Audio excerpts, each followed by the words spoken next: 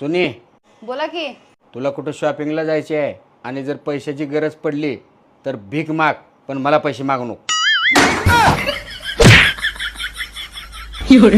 40% शाळेतले पोरं मोबाईल मधली रमी खेळून भिकारी झालेत. 22 ते 20 वर्षाचे पोरं मेलेत आणि 40 वर्षाचा बाप त्याच्या मौतीला आहे. काय नाही. तुम्हाला माझ्यासारखी शोधून सुद्धा सापडणार नाही. होय का?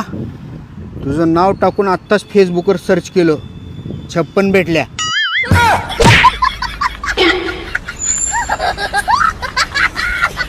आता गावोगावी फक्त एकच. तुमचे पण 3000 आले, माझेच कसे नाही आले? आता गावोगावी. अगं सुनबाई, असे का नाराज बसल्यास? तुला काय टेन्शन आहे काय? काय अडचण असेल तर मला मैत्रिणी म्हणून सांग. अगं रेखा, तुझं नालायक पोरग मला कुठं सुद्धा फिरायला घेऊन जात नाही. अगं सुनबाई, एवढी पण कट्टर मैत्रीण नको ग. अगं रेखा, मी 10 वर्षापूर्वी म्हणत होतो पोरगी बापाला लग्नाचा लय लोट होणार नाही. निम्मे बाप मोकळे केले पुरीने. आम्ही एका वर्गात होतो ना, कोण फडायला नाही. बरं, पुरी इतक्या बिंडोक झाल्या त्या 2-4 वर्षात चांगल्या पोरानं प्रेमच करीन हो. पोरगी हुशार पोराच्या नादीच नाही लागत, एकदम भंगरी सारखं.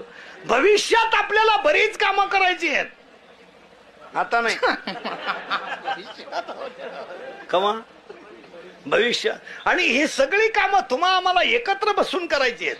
आपण एकत्र येत नाही आणि काम होत नाही. आणि ही सगळी कामं विकासाच्या दृष्टीनं करायची आहेत.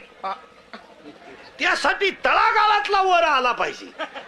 तळातला वर येत नाही, तो वर आल्यावर तू त्याच्या वाढलो काय. 10 वर्षापूर्वी मुलीचं लग्न झालं ना, पोरगी नवऱ्याच्या घरी जर चालली तर पोरीची आई काय म्हणायची माहिती का? जबाबदारी आमची संपली, तू तुझा संसार कष्ट करायचे.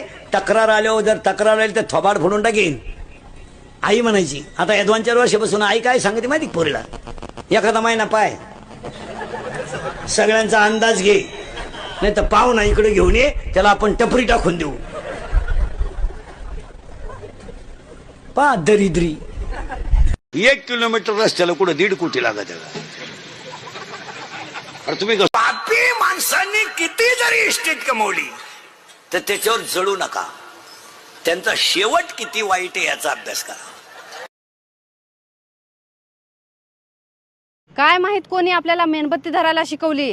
नाहीतर आपली संस्कृती होती स्त्रियांच्या बाबतीत लंका जाळली होती. प्रिय बहिणींनो, रक्षाबंधन येत आहे.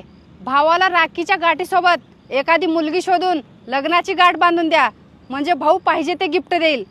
बरोबर का भावांनो? सुपारीला 2 जिपा लग्नाला 12 ट्रका घटस्फोट घ्यायला कोण नाही भाऊ. उलटे लोक म्हणतात घटस्फोट घेतलं, त्यांची खानदानच तशी. पा लोक म्हणजे आपलीच बुंदी खाऊन आपल्या बोखंडी बसली. पापी माणसांनी किती जरी इस्टेट कमवली तर त्याच्यावर जळू नका. त्यांचा शेवट किती वाईट आहे याचा अभ्यास करा. माझा पाय लागला, तुझा पायच तसा आहे बाई. तुझा पाय तुझ्या बापाच्या घरून येतानाच 1.5 एकर जमीन इकून आलाय म्हणल्यावर इकडं काय